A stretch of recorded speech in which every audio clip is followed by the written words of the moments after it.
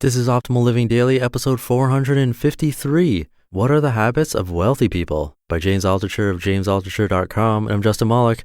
Welcome to the podcast where I read to you from the best blogs I can find, sometimes books, but mostly blogs. And today's blog comes from a popular podcaster who I've read over on Optimal Startup Daily, but not yet on this show, and this is a bit overdue. Should have read him a long time ago. Anyway, that's James Altucher. He's a super successful entrepreneur and writer, podcaster, trader, investor, and more. But before we get into it, I have another podcast that you should check out, the Creating Wealth podcast with Jason Hartman. He's helping out the show, keeping it running, which is awesome. So please return the love.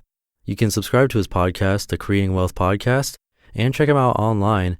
I have him linked at oldpodcast.com/wealth.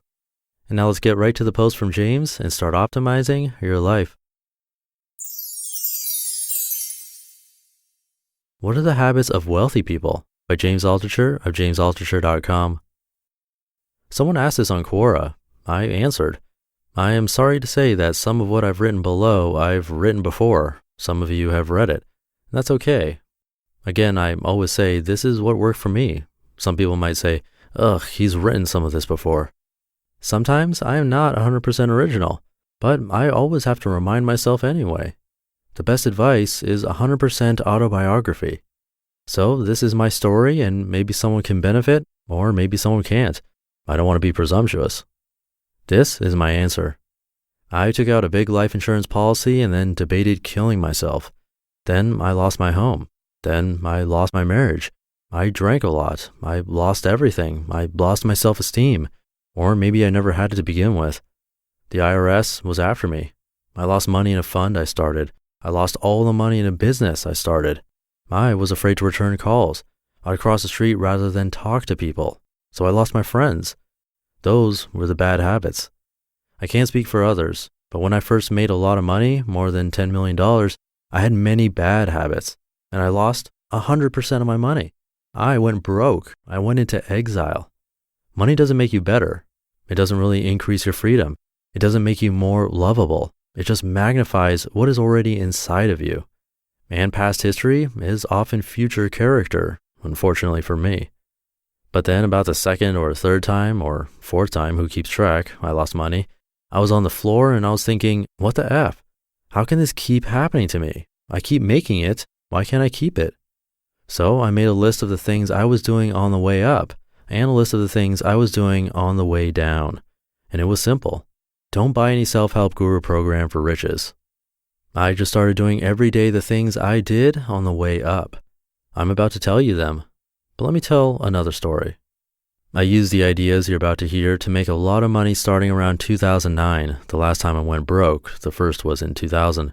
But people kept saying to me, easy for you to say, you have money.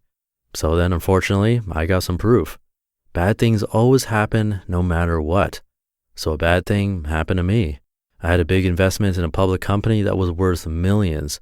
The largest shareholder in the company, allegedly, I have to use that phrase, took a large amount of money from the company. Nobody knew. The company went to zero within weeks. I lost several million. I found out when, ironically, I was invited to hang out on the set of the TV show Billions. I highly recommend the show. I found out midday and had the rest of the day to go to spend time with the cast and crew and learn how a TV show was show. Afterwards, when I told the writers what happened, they couldn't believe it. They said I was just as enthusiastic and curious in the afternoon as in the morning. Okay. But it was in my head. And I said, okay, now is the time to practice what I always say I did, or else I could be in some serious trouble. So I did. 1 year later, I can say the results have been startling. The money lost pretty much made back. My relationships, better than ever. My health, better than ever. My creativity, doing well. My gratitude? I'm grateful that my own advice has the best testimonial, once again from me. Here are the habits I do every day. Most important, I don't think about past or future. I just think, did I do these habits today? This is the only question I ask at the end of the day. I try to improve 1% each day on physical health. Sleeping, eating well, exercise, which might just mean enough movement per day. It doesn't mean gym time. Emotional health. Improve friendships. Get rid of the people who put me down or make me feel bad about myself.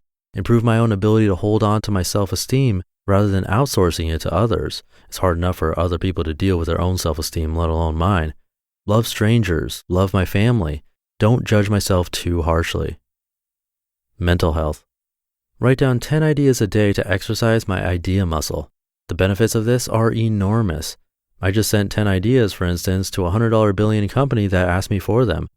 I build networks, make money, create opportunities, become creativity, because I write down 10 ideas, most of them horrible, every day on a waiter's pad. Write, draw, create in some way. Spiritual health. Simply be grateful every day. Find something difficult to be grateful for, like a breakup or like losing money. Note that spiritual health has nothing to do with religion, with meditation, with blah, only gratitude. Make things simple. 1 question a day. At the end of every day, ask, who did I help today? Financial habits. The above are the most important habits. If I don't do those, I'll never succeed. I've seen this over and over, but there are financial habits. Never invest more than 2% of your net worth in any one thing, and that includes down payment on a house, or college for kids, or private investments, or stocks. When you invest in a private company, people is more important than idea or industry. Invest with A, someone who has been CEO before of a successful company, and B, with co-investors who are smarter than you, and C, in a demographic that is trending upwards. I keep the rest of my money in cash and I use it to invest in myself. I invest in myself with experience, education, and stories. I'll do anything for a good story. Books. This isn't quite a financial habit, so I split it out. Read a mix of nonfiction and fiction each day. It doesn't matter what you learn, don't stress it, you'll absorb. Books are the way to get a lifetime worth of experiences in just a few days, and you can do that 100 times a year. So let me do the math. That's like living 100 years in 1 year, or something like that. Some people say, I can't do that every day. I promise you that you can. I really promise this. It's not so hard. But I can't exercise. Just do 20 push-ups and take a walk around the block. But I can't write down 10 ideas a day. It takes 5 minutes. I can't read a book. Just read 3 pages. Pull out a calendar. Check the box every day you do all of the above. Make sure you never miss a day. Oh, another important habit. Never blame someone else for your misfortune. That's similar to outsourcing your self-esteem to someone else, a boss, a relationship, etc. The only way someone invented cures was because someone got sick. Take responsibility for yourself so you know the future cures. That's how you live longer and happier in every way. One more thing I do every day, do at least one thing to get myself out of my comfort zone, a dare a day. Like writing a post telling how much money I lost and how I'm proud of it. Being proud of how much I've lost for others right when I'm trying to raise money for another project. That makes me scared and uncomfortable. But I want my comfort zone to be as big as possible, so I can live large, so I can help others, so I can be myself, and proud of it.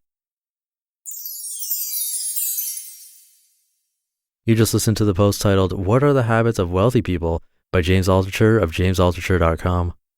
He's got a very different and unique writing style, and I like it. Once again, if you like this show, you can help me out and yourself really by subscribing to the Creating Wealth podcast with Jason Hartman, and you can come by oldpodcast.com/wealth to learn more.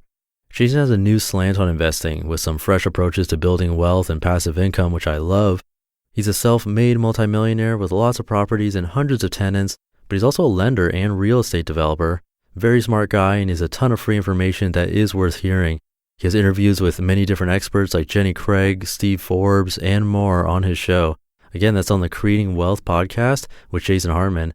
And you can learn more at oldpodcast.com/wealth. Subscribing to his show will help keep this podcast going. He's a friend of the show, so please check it out. That's the Creating Wealth podcast with Jason Hartman. And that's it for today. Thank you for being here and listening to me, and for being a subscriber, optimizing your life every day with me. I really appreciate it.